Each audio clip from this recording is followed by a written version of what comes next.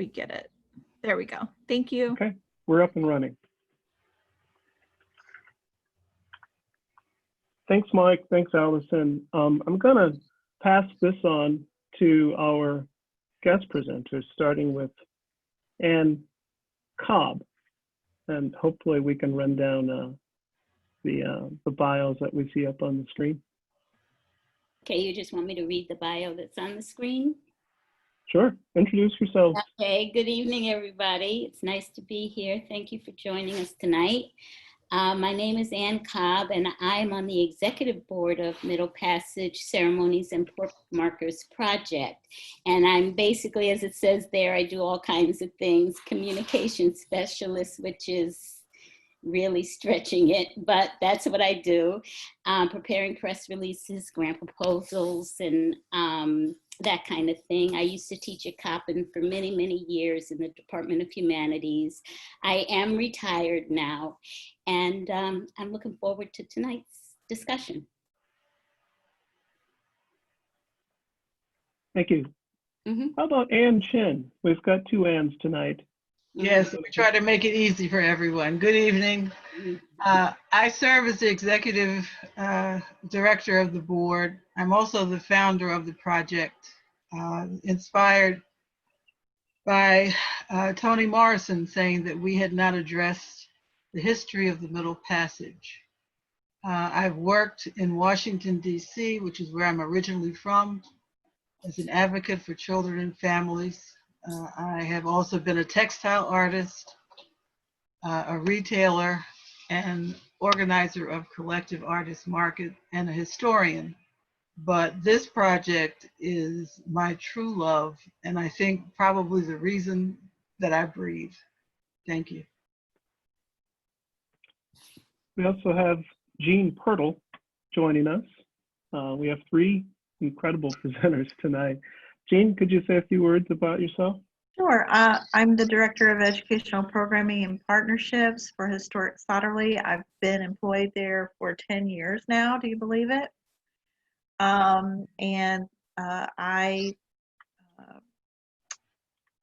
The two Anns are my friends and mentors. And Historic Sotterly held a ceremony in 2012 and placed a marker in 2014. So we're in St. Mary's County. Go south and keep going. So I ask that each of you give me a cue as we progress. Oh. Okay, next. Next.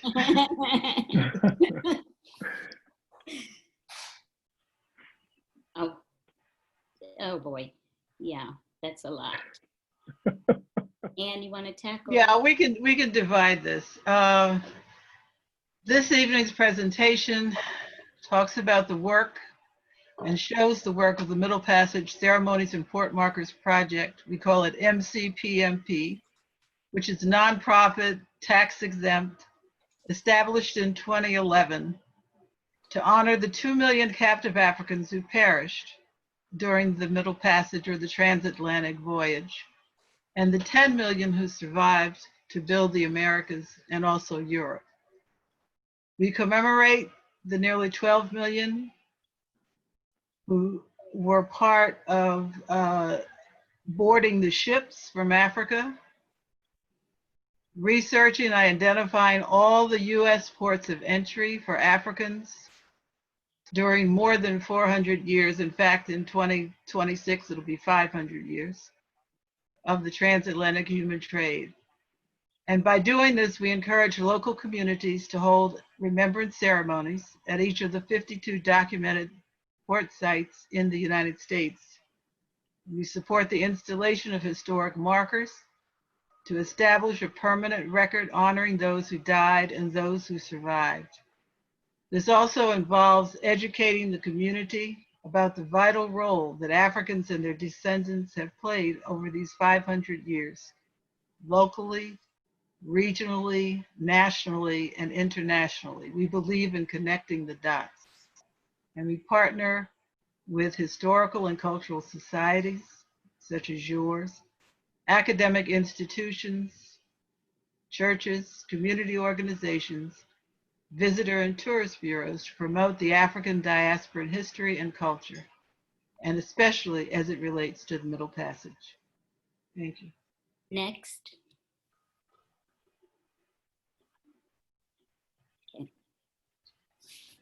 We want to thank the Society, and in particular Jerome Gray, for inviting us to present to you this evening. Ann Cobb and Jean and I have both told you who we are. And at the end of the presentation, we'd love to have your questions and comments. Thank you. Next. This is a map that shows all of the documented ports of entry. That's one of the things that we stress, is that there has to be the research that supports identifying all of these locations. The Middle Passage and the arrival of 500,000 captive African children, women, and men on the Atlantic coast from New Hampshire to Texas began in 1526. But this history is often omitted, ignored, or downplayed. Enslaved people and their descendants significantly impacted the development of families and communities throughout the state and the nation. These locations are where ingrained systemic and institutionalized oppression, violence, exploitation, and terror based on race began in this country. These are also, for African descendants, the places that give testimony to survival and continued resistance. And for the project and the nation, they are a physical place to begin truth-telling and the much-needed healing that this country has to go through. Next. Let me just say, Yeah. that the documented arrival sites are specifically those sites where Africans were captured on the continent and brought to this land with no stops in between. So any ships that stopped in the West Indies or something like that, we're not including those in the 52 documented sites. And we're using the voyages, the Transatlantic Slave Trade Database out of Emory University to find these ships. And those are the ones that are included in these 52. And also we'd like to give thanks to Brown University for producing that map for us. Yeah, and this research is ongoing, so that, I mean, we started out in 2011 with close to 40 documented sites. And over the past 9 years, that number has expanded to 52. We don't identify or include any ship or any location that is based purely on oral history. We're really stringent about what qualifies as a Middle Passage arrival location. Okay, next. To date, MPCPMP has enabled 42 of these 52 documented locations or arrival locations to receive designation as UNESCO Slave Route Project Sites of Memory. Baltimore is included as one of these. Additionally, all 52 locations are recognized by the International Coalition of Sites of Conscience.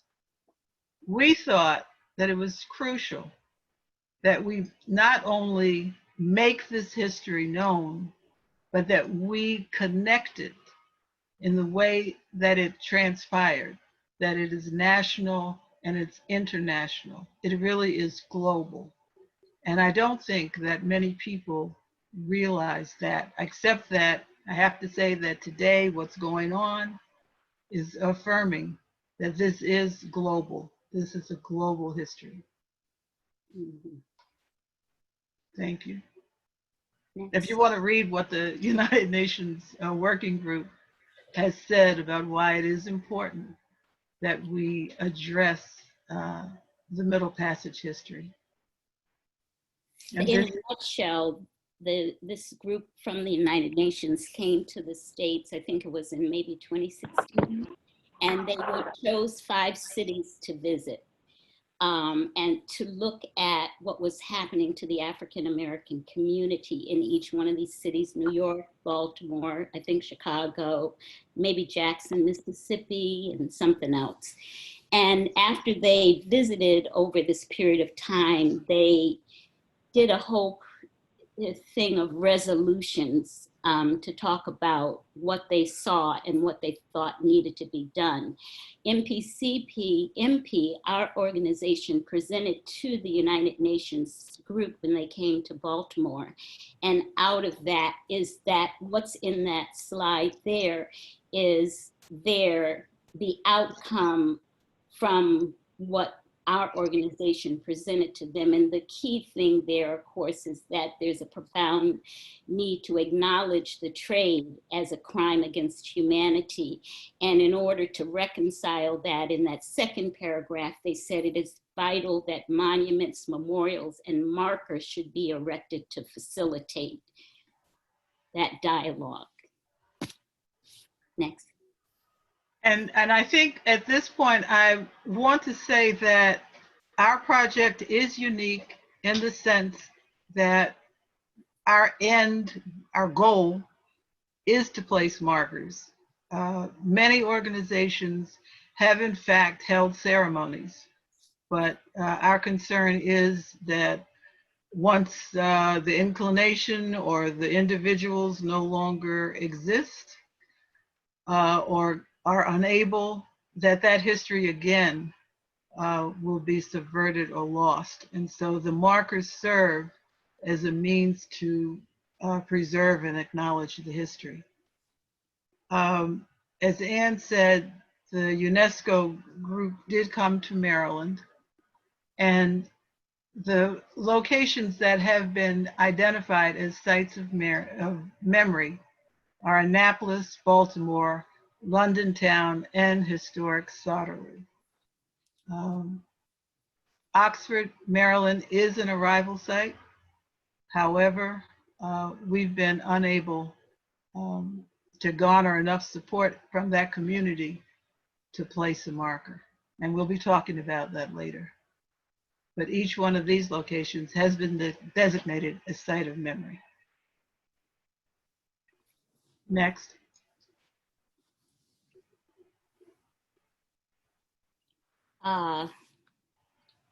So this is the Middle Passage Ceremonies at Port Marcus project, what we basically do, which is work with community organizations, advocates, volunteers, historians, etc., to try to identify these installation locations and then begin to plan to hold these remembrance ceremonies and ultimately install a marker.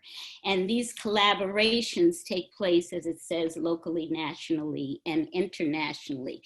In order to fulfill this mission, in 2012, we really began to reach out to various groups of people in Baltimore. Well, we actually started in Baltimore and began reaching out to folks in Baltimore to help us install a marker in the city.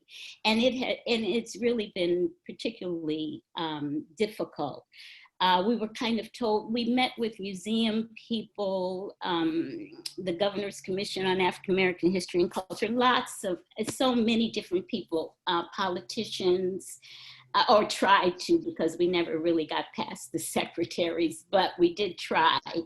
And so it has been really a slow kind of process. We were told things like, well, Baltimore didn't really participate in the transatlantic trade. They only participated in the domestic trade. We were told there was no research to show that there were any ships that were actually brought to Baltimore. We just could not break through. And then in 2015, I think we were just looking on the internet and stumbled across something from the University of Michigan that actually had a copy of the Lloyd's List manifest of 1791 and 1792. And right on that list was the ship the Moggy, that was captained by John Easton, I think is his name. Yeah. And it says on that manifest that the ship came directly from Africa to Baltimore. I actually have it here, but you know, you really can't quite see it. But this is kind of what I saw on the internet, and that's where the ship is listed. And it showed that it brought 126 Africans from Baltimore. So we were thrilled to hear that, because now we've got a ship that shows that Baltimore was actually participating in the trade of human beings. So we kind of went back to the same people we visited before, and still found a lot of resistance. We were just struggling, trying to get through the door, get one foot in the door. But anyway, we went ahead and formed a committee of people who were interested in what we were doing. We sent email out to friends and that kind of thing. And we began to try to work to get a marker installed in Baltimore. Finally, in 2018, I don't know, I went back to the Maryland Historical Society, and the gentleman who is the CEO there, and he was welcomed the whole idea, was very supportive of what we were trying to do. And also we serendipitously ran and met Jerome, and he kind of said, okay, let's see what we can do to help. And so we began to make inroads there. In addition to Baltimore, we also, over this time, got commitments from historic London town, Annapolis, and of course, Sodderly. And so we began to feel like we were making some forward progress. Before any of this, though, these London town and Annapolis, we hooked up with historic Sodderly. And we did not know that Sodderly was actually an arrival site. I think maybe Jean read something about our Remembrance ceremony in 2013, and she reached out to us and said, do you know that Sodderly is an arrival site? We have documentation here that shows that the owner of Sodderly Plantation ordered Africans through the Royal African Company to be brought directly to Sodderly Plantation. And Jean said, we want to put a marker up.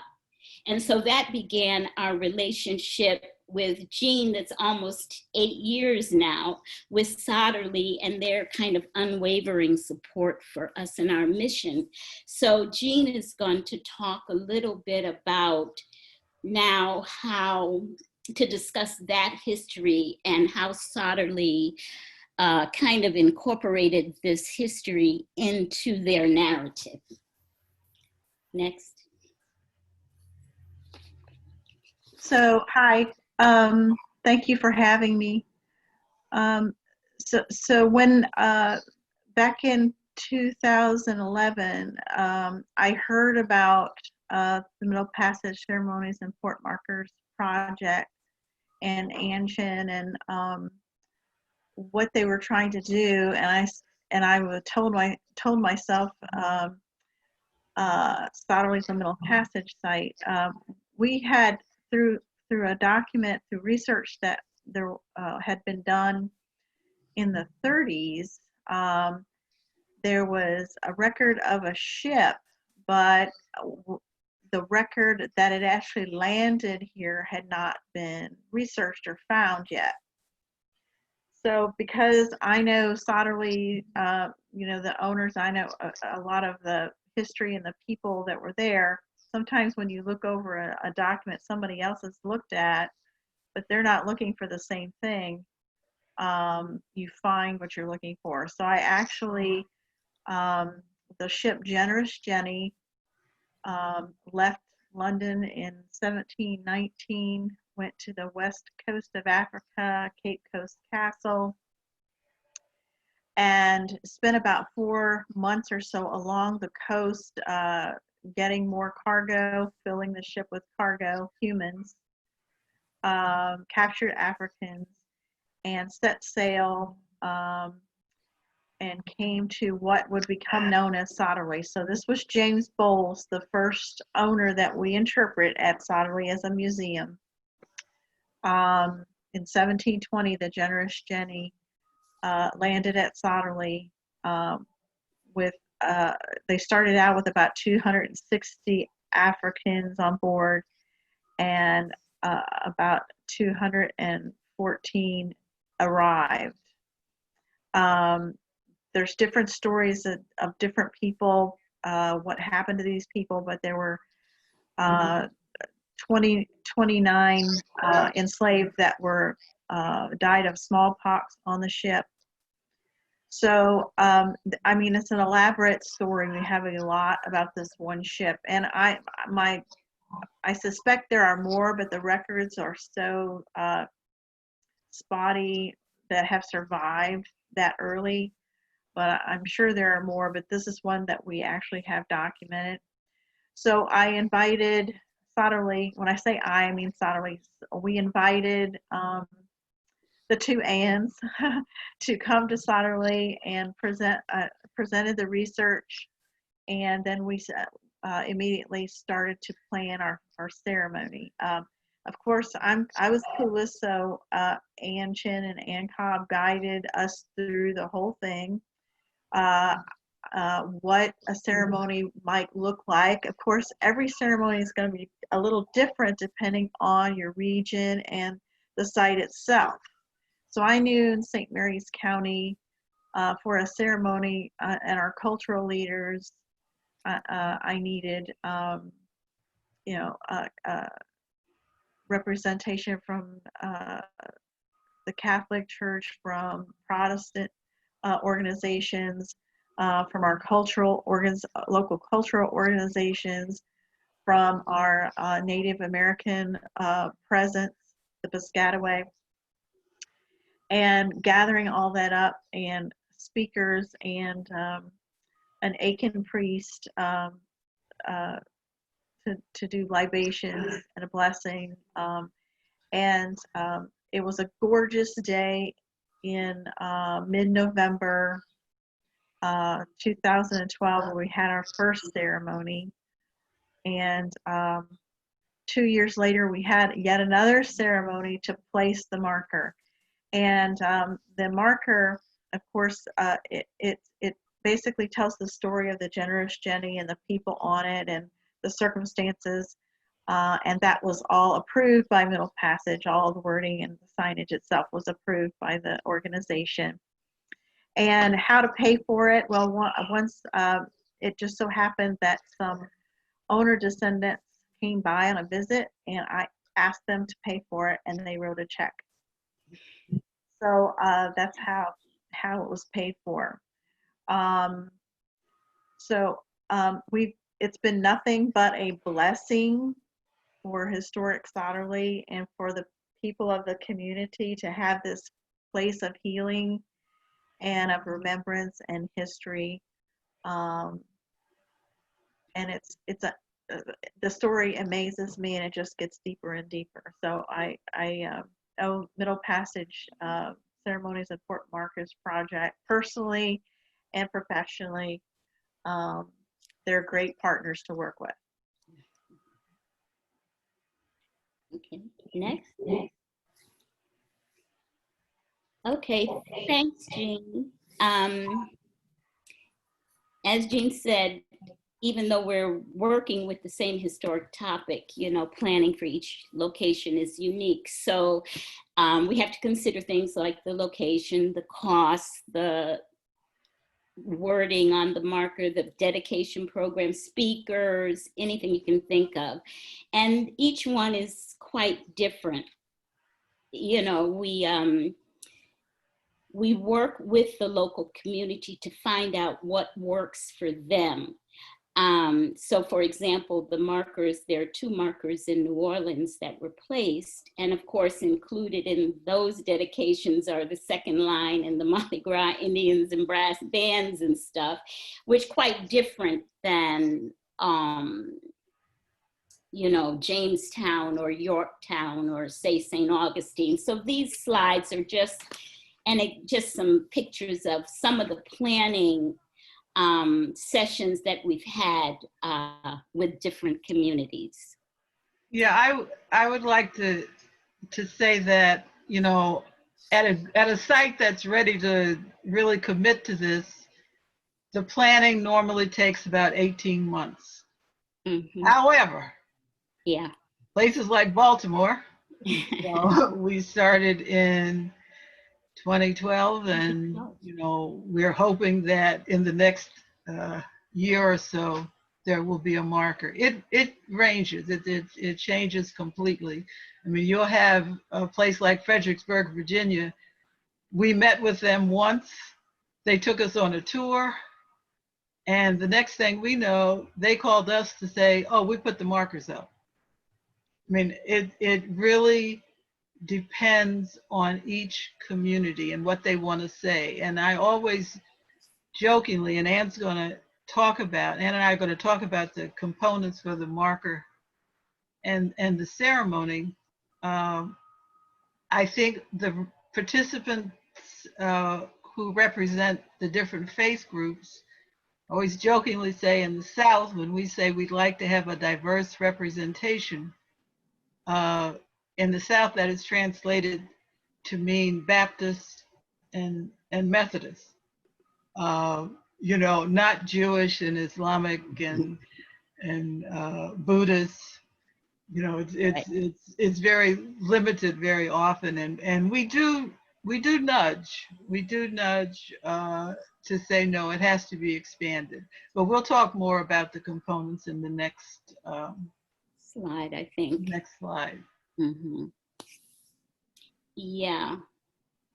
The content of the marker is written to reflect the local history, the designs, and when you see the markers, you will see that there's no cookie cutter. It's determined by the local planning committee. So the first step when we go into these communities is to have them form a planning committee. And it's that point at which we try to make it as expansive and inclusive as possible, which would include Native Americans as well, because there is a special relationship between what we call the first people and the forced. And that's been reflected throughout the history in this nation. And we ask that there always be a libation and inclusion of both elders and young people. Ann? Yeah, most of the time once we go in for that initial exploratory meeting and the community decides that they want a marker, we step back for the most part and serve as consultants, like Jean said, or advisors, as the community begins to determine how they would like the ceremony and the marker to look. That isn't always the case, but for the most part, the local communities handle that. And even though we have those 4 components that were on the previous, go back to the one before that. Even though those 4 components there, we requested, if the community itself decides they don't want to do that, then that's fine. It's up to the community to decide. We simply encourage them to include these components, and they do. Next slide. Yeah, I think that it's most important that each one of these locales own their marker and their ceremony.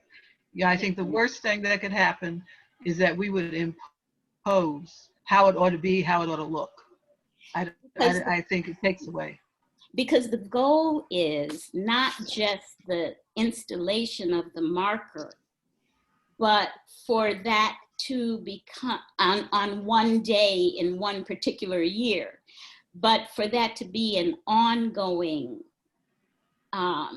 remembrance of these ancestors. Hopefully at least once a year, the community would come around and honor these ancestors again, so that once the community owns that whole process, then they're more invested in doing that.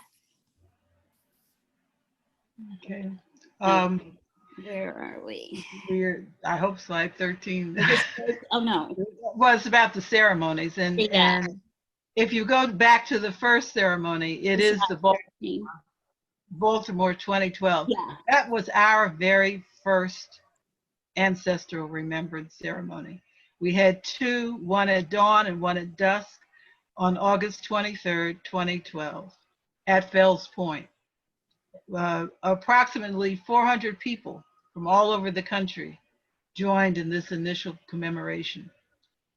And Anne has already told you about, finally, we found documentation for a ship that did arrive.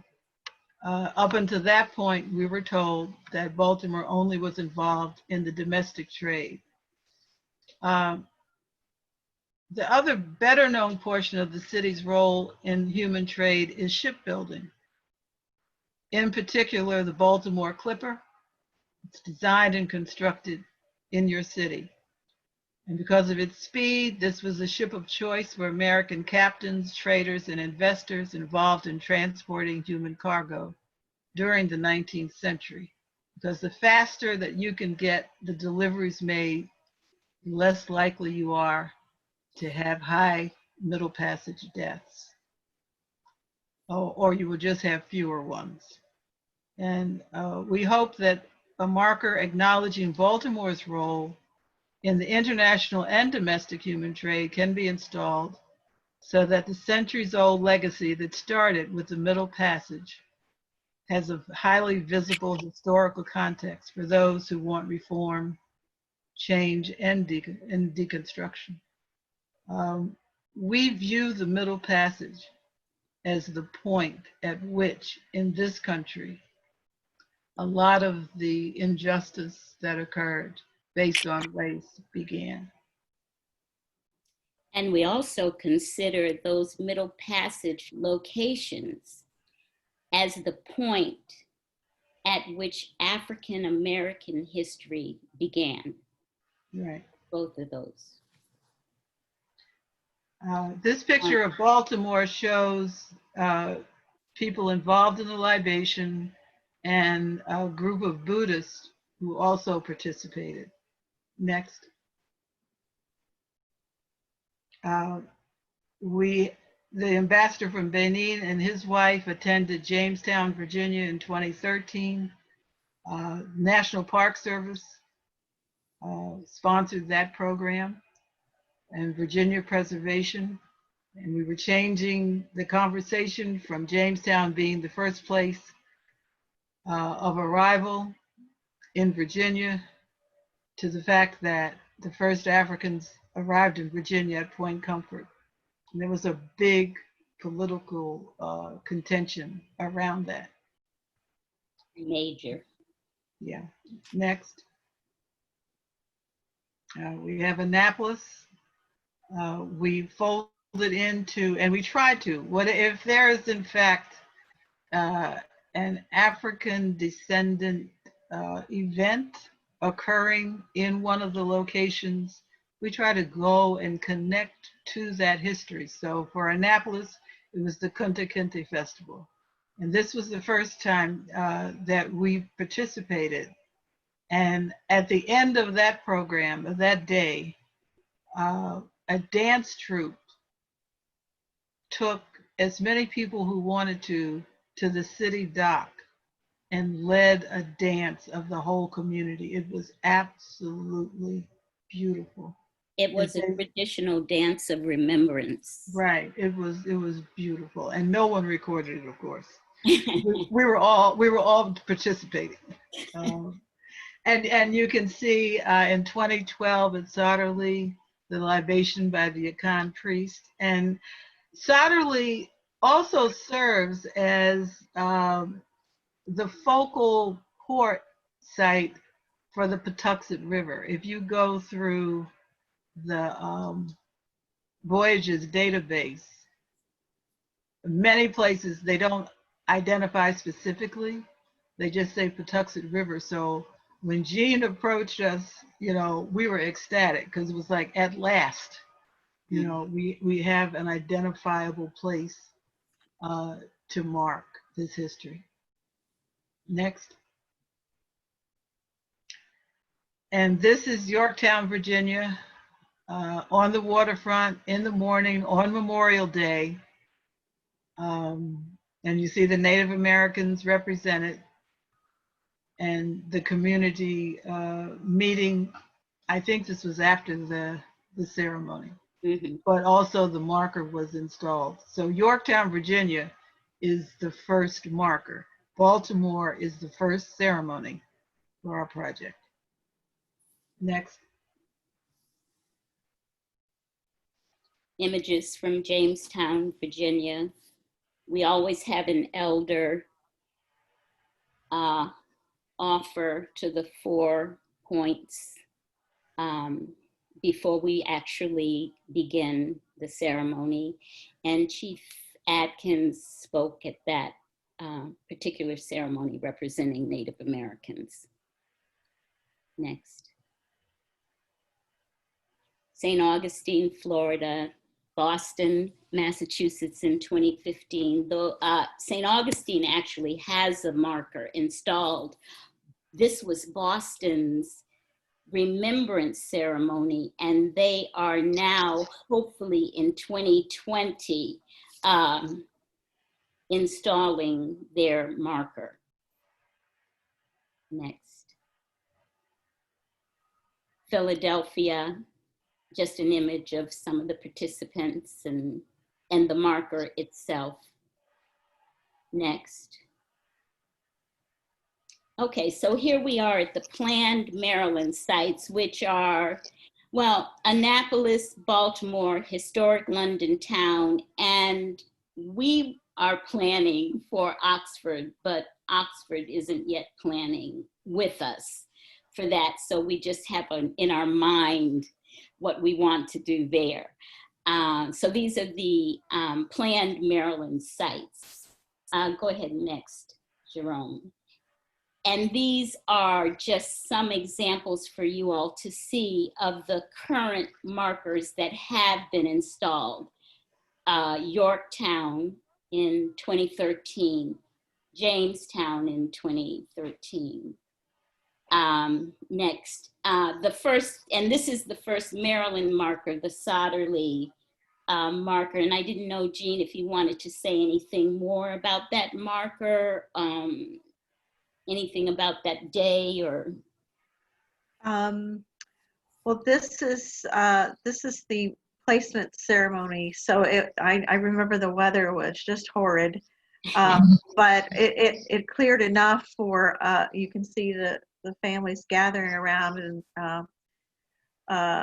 pouring a libation and blessing the site. We had wonderful dancers that day, even though we were indoors for part of the time. But it's a place. I feel it's a sacred place. We have our only existing original 19th century slave cabin at Sauterley near here, so very near. So if you see the marker, you're going to the cabin also. So it's it's a time travel, you know, from century to century, from the 18th to the 19th century.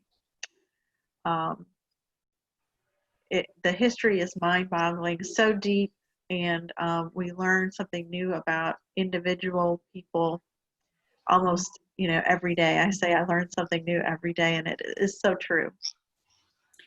I think the involvement of the involvement of the descendants is a really important aspect, I think, of Sotterly. Yes, Well, if you want to mention that. Yeah, we've since the museum started in the early 60s, since the early 70s, there's been descendant involvement. Agnes Kane Callum, which a lot of you, I'm sure, are familiar with, and her research is a Sotterly descendant. And it went from there. We made the Descendants Project formalized in 2016, and where they actually register, and so that we can keep in contact and figure out who's related to who and where they went. And it shows, where these descendants went and scattered throughout the country. So it's and it all started with Agnes, and then the Middle Passage. I think those are two of the most important things. That's sort of assets that Sotterly has. Okay. Oh, and these are more images just of the different kinds of markers, because some look like this and some are metal, some are in rocks. So these are just to give you an idea of the kinds. This is the Fredericksburg. They actually did two. One where they discussed the history of the trade in Fredericksburg, and then one specifically for the ship, the Othello, I think it is. Yeah. That they just discussed that particular ship on the other. Unfortunately, one, if not both of those, were vandalized shortly after they were installed. But these were coming through the National Park Service, which has been an advocate for us as well in Jamestown, in Yorktown, Boston. And the National Park Service was involved with this as well. And they replaced the marker or markers immediately. Yeah, and I'd like to say that for Fredericksburg, the only ship that there's a documentation of arriving in Fredericksburg is the Othello.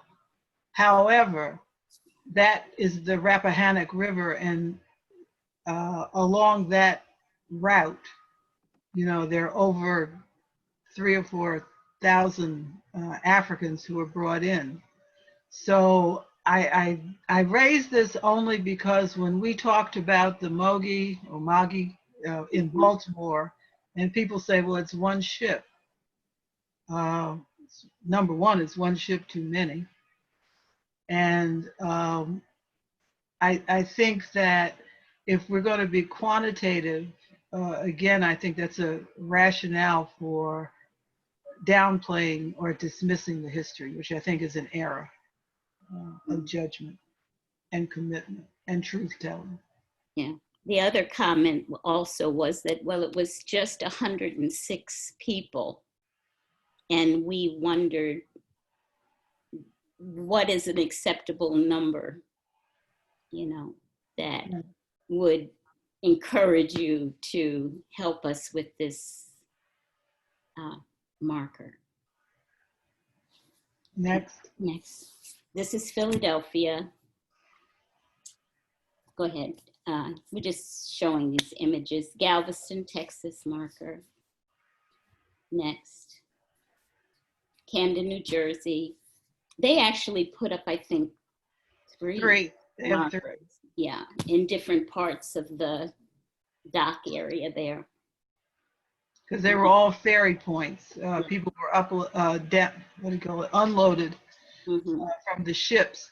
Those who were not sold or disembarked in Philadelphia were carried across river to Camden to ferry points. where the auctions took place. So this particular marker is on the grounds of Rutgers University, and that this whole area has been landfilled. This was actually where the ferry was, the dock.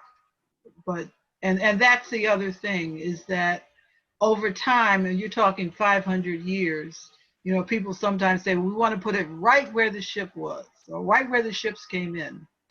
And very often you can't, because over 500 years, geography and topography change.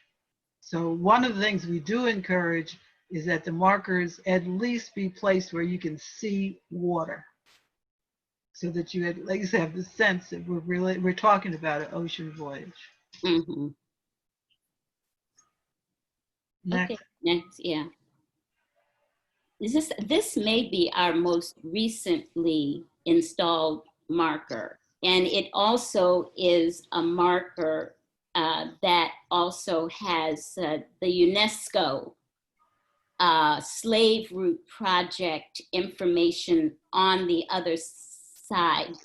Go to the next one, Jerome. Yeah.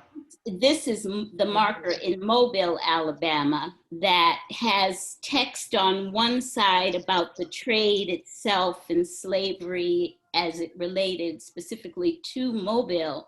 And on the other side, this marker also has the UNESCO text for the Slave Route Project and the logo and that kind of thing that some of the earlier markers didn't have, because those sites had not yet been designated sites of memory. Yeah, so we're encouraging those locations that are sites of memory to have a double-sided marker. So the next one to be put up will be Pensacola and then Africatown.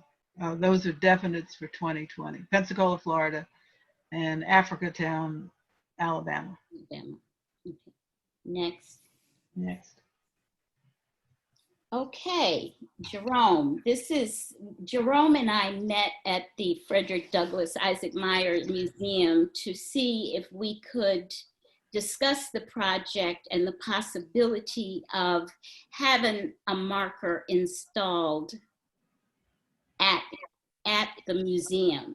And Jerome, if you want to talk about your images there, as a possibility as to what those that marker could look like. Yeah, we had a really good meeting with them. It was all tentative. It was just brainstorming for the most part. And the approach was to bring something that carried the same spirit of what's at other locations, and to make it two-sided as well. And similar to what Anne said earlier, we don't know the exact location of where the Mogi came in, the ship came in here. So this is close to the water. It sets up nicely in its relationship to the museum. And it sets up nicely for an opportunity to do the ceremonies in this area as well. There's so many ties from Douglass's history in the area, in Fells Point and beyond, to the ship that we found, the Mogi, and hopefully we come across more. I mean, I don't desire that we come across more, but if we find any others, it'll be a nice tie-in. Mm-hmm.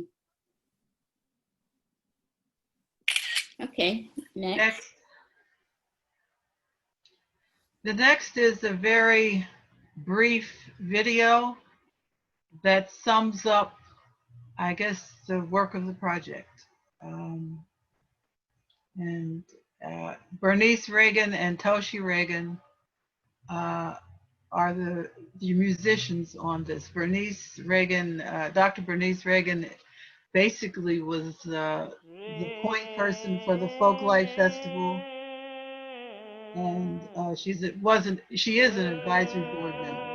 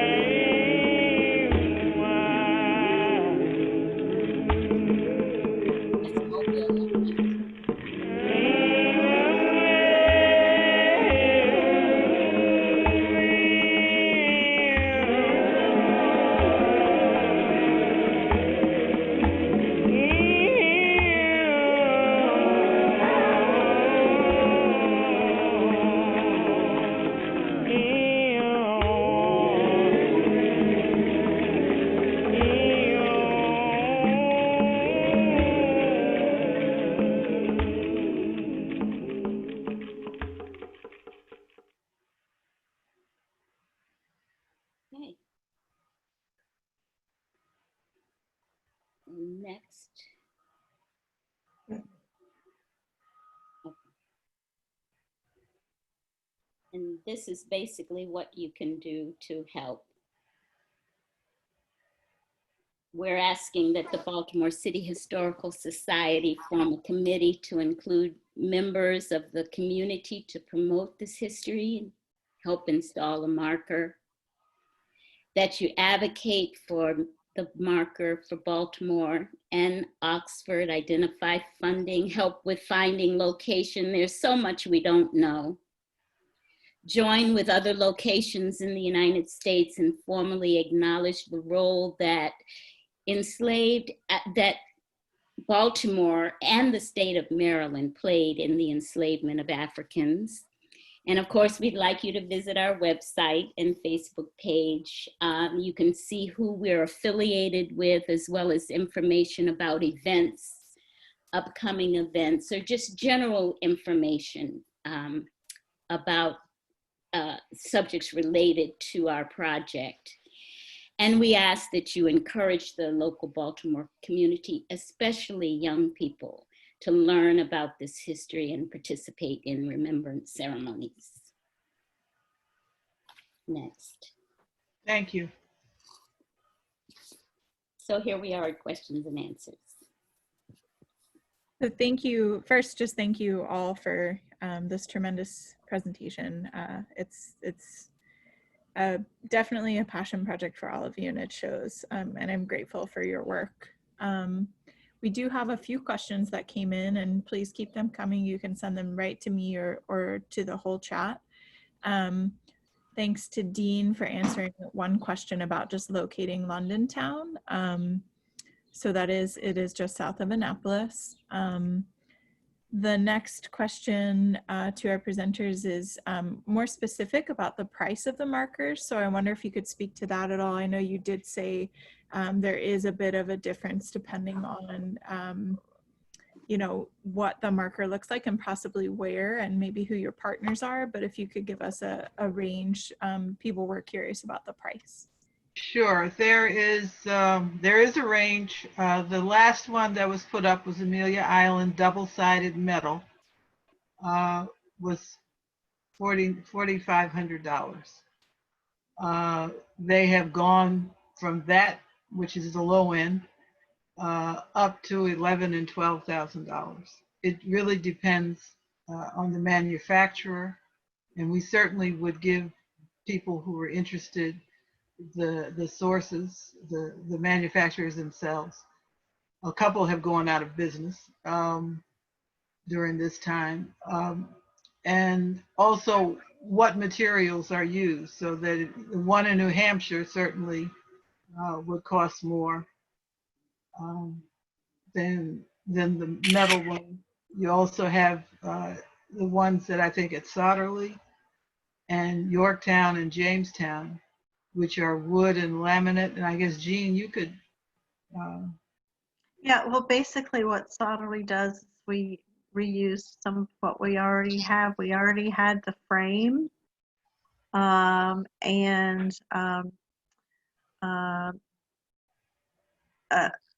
wrote the text. It was approved. And then we had a fabricator who works at a really reasonable price all the time. So the donation that I got from an owner descendant was $1,000, but the rest of it was repurposed or donated. Yes. Yeah, so it's not, I mean, it's not like we, you know, people thought we were, when we usually approach, they think we're talking about a monument, you know, and a great expenditure. Of course, there are places that are doing that. Newport, Rhode Island, for instance, is taking bids on the design, and I think that they're going to go all out. I don't know how much it's going to cost, but you know, it's usually between $5,000 and $10,000.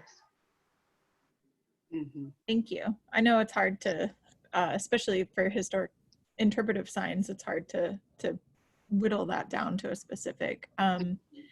We We also had a question come in about how folks can become involved in the local committee. So if you could speak to that. I know you did mention how you would like to collaborate with BCHS, but I wonder if there's a way that any of the individuals tonight could potentially be part of the local committee.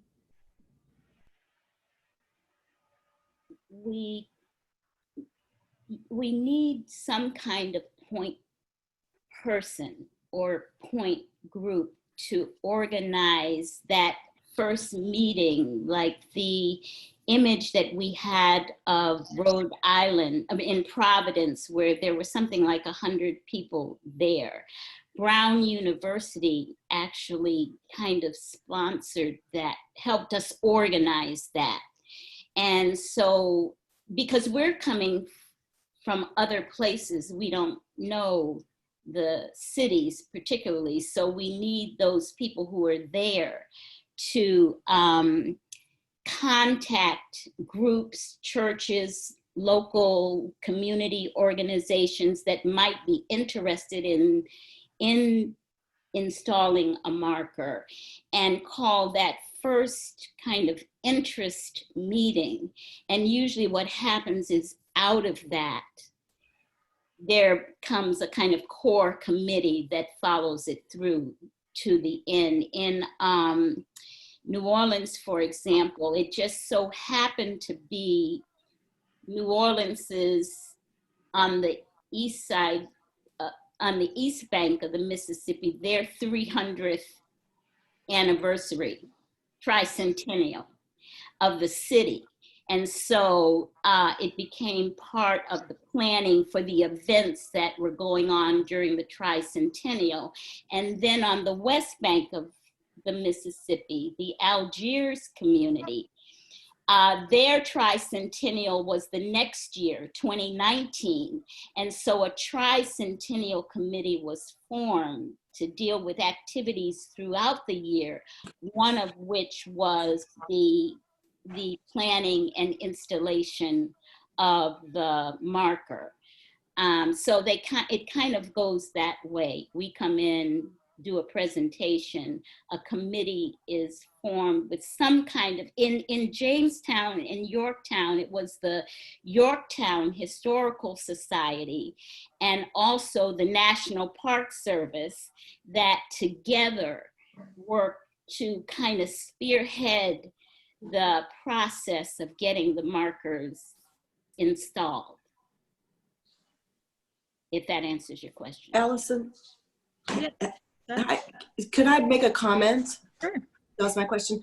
Hi, first of all, thanks so much for this wonderful presentation. I'm so really excited.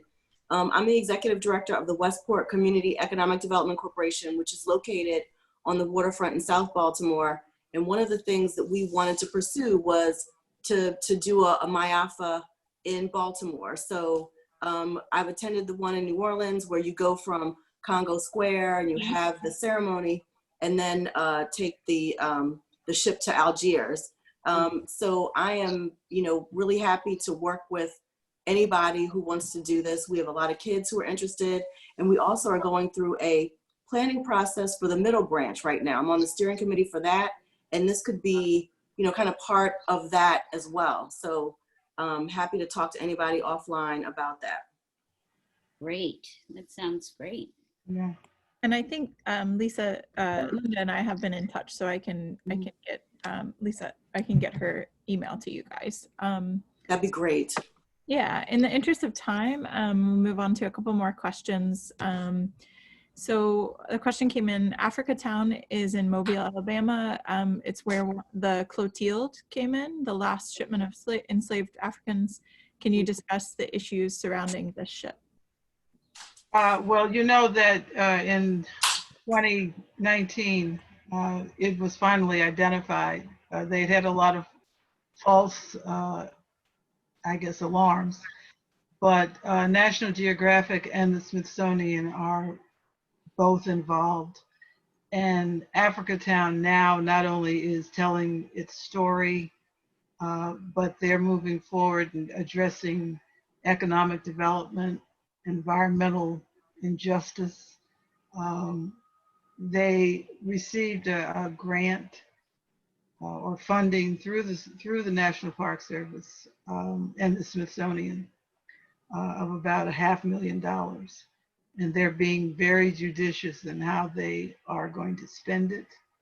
But they are planning to install their marker and do a workshop, an all-day workshop the day before the installation.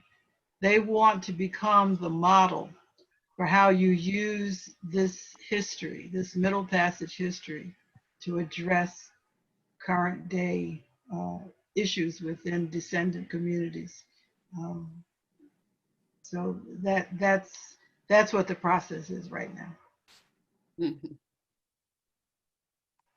Thanks for that. The next question is there one website where one could view all of the markers that have been installed, or are they all posted in a historical marker database? No, they're not all in the historical marker database yet, because each submission has to be vetted.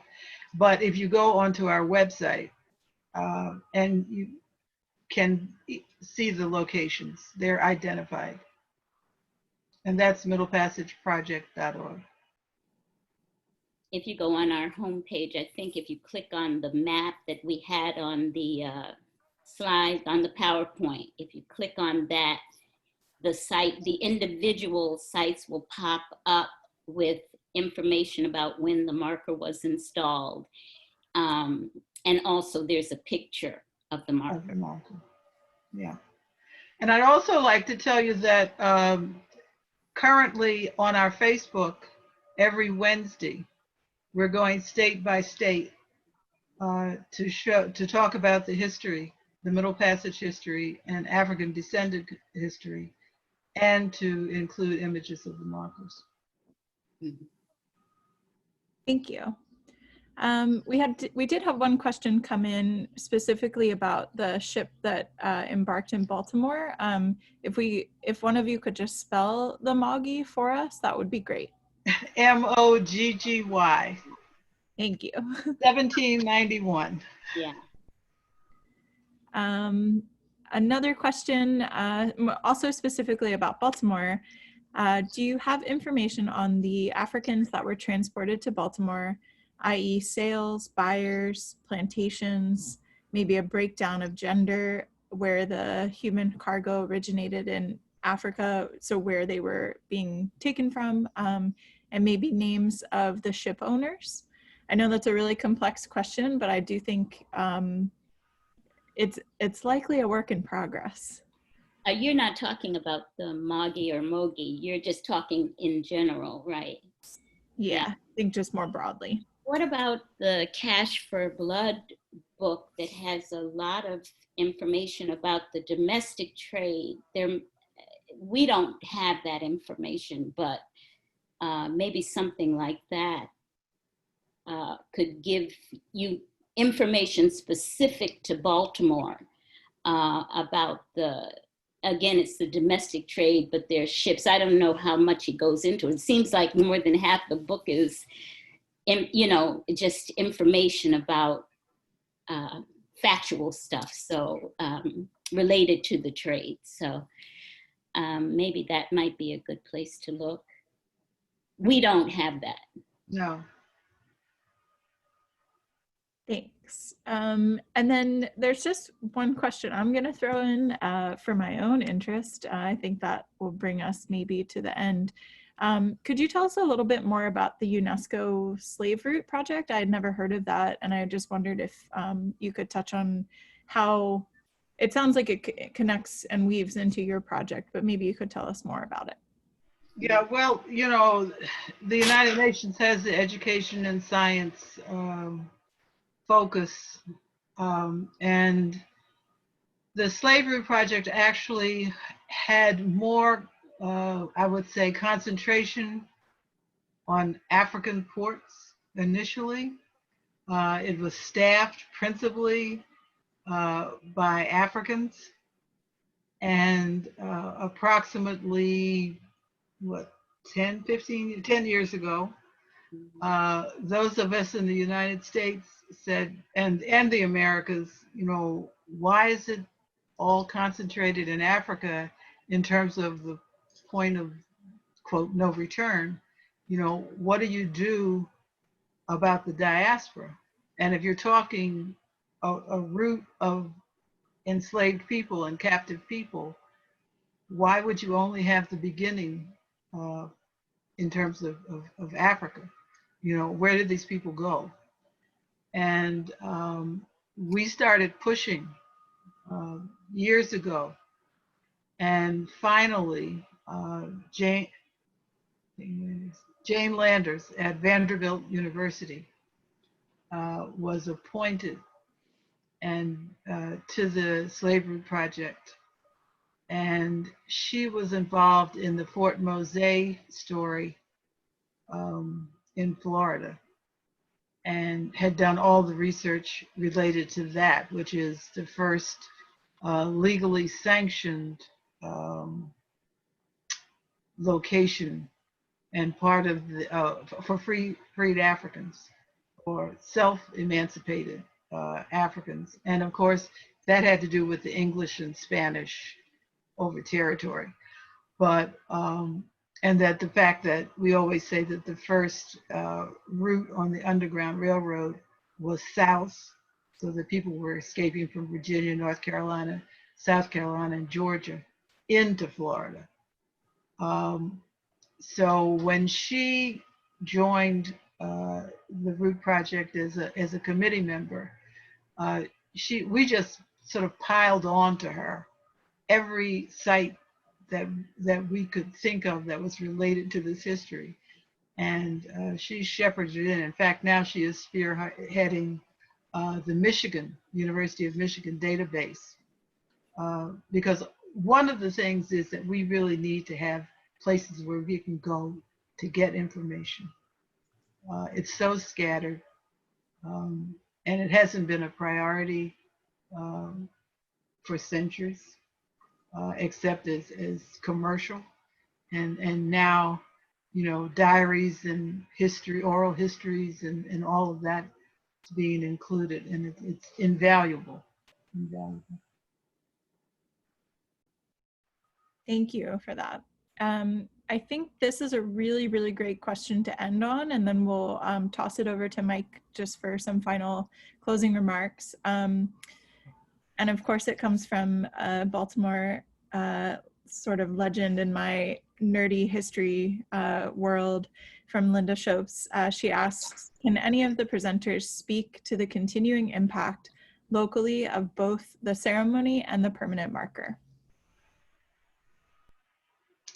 I know I can speak to one of the more recent ones that we installed in Algiers, Louisiana.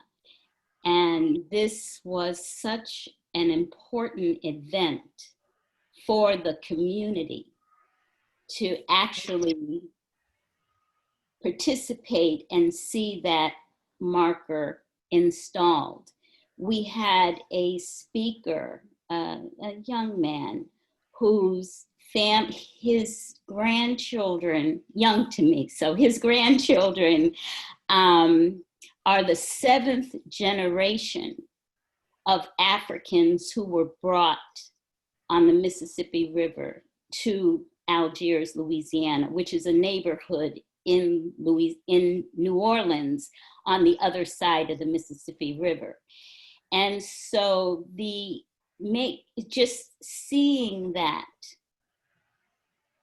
day when the marker was unveiled, and to see these children who were descendants of the very people who were brought to the shores there, and the energy there were 250, 300 people there, the energy, primarily community people, the energy that day was a lasting energy that will extend. I know that they will probably do ceremonies there yearly. There was pride in the installation of the marker, and it really affected the community collectively, and that was a really beautiful experience that day. I think I also wanted to note when Jean went to Jamestown, she emailed us to say, you know, I went down to historic Jamestown and there were busloads of young people, you know, around that marker. Yeah. There had been in historic Jamestown nothing that acknowledged the presence of Africans and that history. So I don't know whether, Jean, whether you want to say something. At every single place where we have gone, community has valued it. As I said, that we really insist that it be owned by the people who live there. Mm-hmm. It's theirs. And it is a great source of pride and information. And also, it opens dialogue. Yeah. It just, I had an experience with one of my doctors. I was just in an appointment and she's, well, what have you been up to? And I told her about the marker in Jamestown. She has an 11-year-old son. She's Caucasian. She has an 11-year-old son. And she was wondering how to begin the dialogue of this ugly aspect of our history in this country. She didn't know how to do it. And when I told her about the marker, she said that she thought that that would be the place to start, to take her kids to Jamestown, because they were planning to go there in a couple of weeks or something, and start right there around the marker and see how it evolves from there. So in terms of dialogue, I think it's also serves that purpose in the community. And I'll just add, Ann Cobb, you were there. Now, since we're a UNESCO slave route site of memory, our last August, and we had a ceremony of, it was over, and a celebration and remembering those that perished in the Middle Passage, but descendants of Sodderly descendants from all over the country. And so as I said, the blessings keep coming. The healing, the together, the community, bringing descendants together. You have to really be there to get the whole impact of an event like this. Yeah, and one of the things that we're going to work at, which we do, is to have all of the location facilitators to connect with each other. That's one of the dreams that we have in terms of Africa Town as a model, that we talk about how to engage, how to remember ancestors, how to record the history, how to involve techniques in involving young people in the research, in their own families, because that's what this is all about. This really is. It's about human beings being able to value and exhibit, display that value for themselves and for the entire nation and community. And just to add quickly to that, this country has wanted to ignore this history, sweep it under the rug, not talk about it, pretend it didn't happen. If we continue that way, we will never reconcile.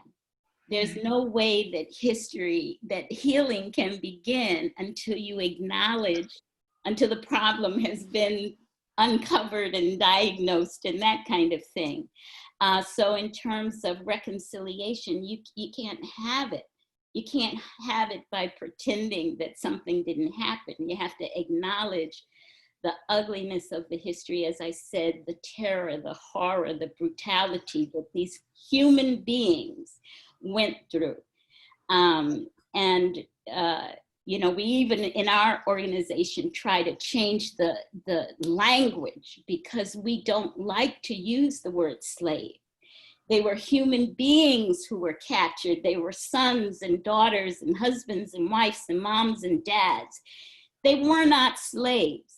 And so as long as we even continue to use that word, it suggests that's what we were, and that it was okay because they were slaves anyway, when in fact we were human beings. So we just feel it's really important to begin to work to change everything that we've been doing wrong in this country about this history, and try to shed light on the truth of the thing, so that hopefully at some point we can begin to open up dialogue, reconcile, heal. Thank you all for those wonderful responses. I'm just going to toss it to Mike for one final thought. Yeah, just very quickly. Oh, and first, shout out to Ann Cobb, who is the best and the most interesting next door neighbor that I've My ever. neighbor. It's think so good tonight, to see you. Thank you, ladies. I'm sorry, Mike. Tonight And now she's my neighbor. Yeah, well, a little bit. At least She lives 2 doors down from me now. Yeah. Nice. Well, that's the Baltimore aspect of things. Yeah. But also, as we see, I mean, one of the themes of this is, yeah, we're sometimes Baltimore, but we're also Baltimore, because there are communities in Baltimore that a lot of us just don't know anything about. And part of the purpose of this series of Baltimore History Evenings is to let people know about other people that they might not have known because of just the walls that exist between us or the mists of history. And so, which is a lead-in to the fact that for only the second time in the whole series of this, years of this, will we have a July presentation with Linda G. Morris on Cherry Hill, both memoir and scholarly presentation. And I hope everybody will join us on July 16th for another presentation of the 2020 Baltimore History Evenings. So thank you, everybody, for being here. I hope to see you next month. Thank you. Bye-bye. Okay, good night. Good night. Thank you all. Thank you. Hi, Ann. Good night. Good night, Jean. We love you. Love you too. Bye, Dean. Bye, sweetie. Oh, I thought I left it. Good hearing you, Jeannie. Jean.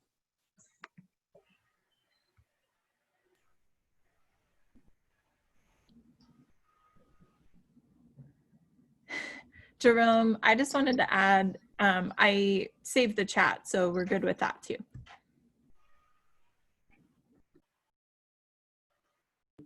I got booted for a second and had to get back on, so thanks for doing that. Oh, yeah, I saved the chat. We should be good. And yeah, excellent job. Awesome. Right. See you guys later. Bye, Chris. You're creeping on us. Bye, guys. Bye.